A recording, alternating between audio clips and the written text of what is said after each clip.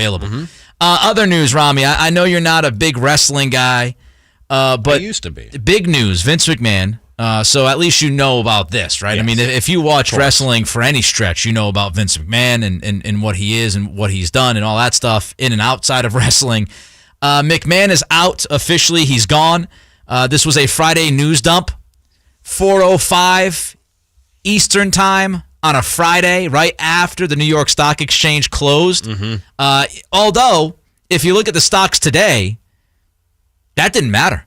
They could have made this announcement on Friday morning because the stocks have actually surged. They are like actually popping. They're flying through the roof right now, their stock number, which is kind of going against what people thought. People thought if Vince walked away, the stockholders, they'd all freak out and say, oh no, what's going to happen?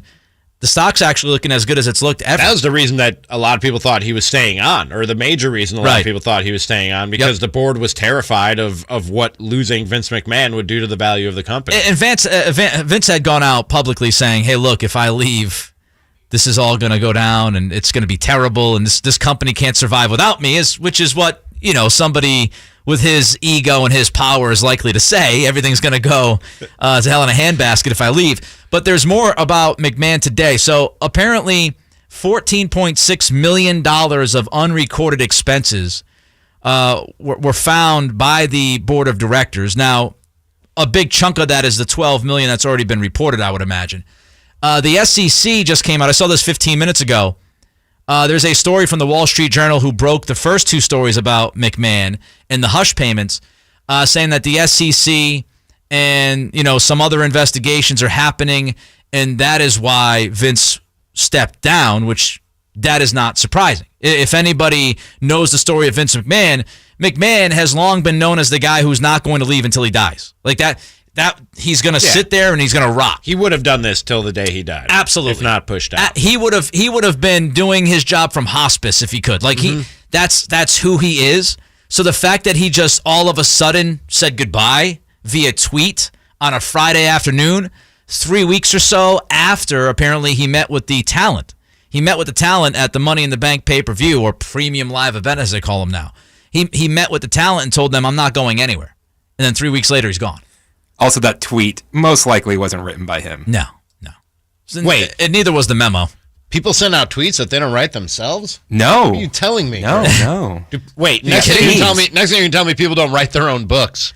I do wonder how out he is, though. Like, because now Stephanie, his daughter, is the co-CEO and chairwoman. Nick Khan is the other co-CEO. I mean, father and daughter, I'm guessing they have phone conversations, right? You would think so, yeah. Verlad brought this up before the show. He's the man behind the curtain. Yeah, is it a Daniel Snyder? Yeah. Is it a Daniel Snyder thing where, like, Snyder was like, my wife is now running the day-to-day. Okay, yeah. Daniel. Right. Sure she is. And Triple H today, Paul Levesque was named the head of creative. So not only is he leading the talent relations department, he is also now going to be in charge of all of the creative. Did he just have a heart attack? Yeah, like last, I think, September. Is this the type of stress a guy needs who just had a heart attack? Like, this is a wild story, man. Right? He went from like losing pretty much a bunch of power at NXT, told he failed with that brand. They stripped him of having say. Then he almost passed away, literally almost died. And now, less than a year later, he's not only back, but he's one of the most powerful people in the company. You could argue he is the most powerful person in the company because he's going to lead the creative department. How did he skip over? I know there were issues with Shane. I don't know what the issues with Shane were, but he seems to have leapfrogged both Shane and Stephanie, like right past the bloodline to taking over for Vince. Look, I don't think he's joined the bloodline yet. No, he has not joined the little wrestling joke. When you look at it, look. The way this is going to break down is the wrestling part of the company. I would say Triple H now has a firm grasp, right? Like, he's the guy.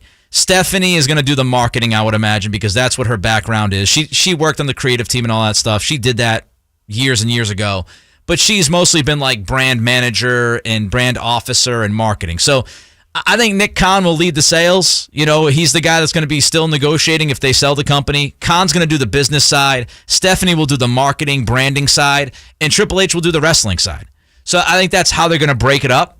But it's going to be fascinating because we don't know what this is going to look like. I mean, Vince has been the guy for 40-plus years, so he has always been the creative head. We don't know what this is going to look like. He's the guy who made modern wrestling what it is. He made it sports entertainment. Well, it was a regional thing, and then Vince McMahon kind of just bought up all the different little regional spots and made it one big nationwide federation. Did a lot of horrible person all along the way. I was going to say, in every way possible. Did a lot of underhanded stuff to take those other territories. But hey, CM Punk told us years ago, right, Chris?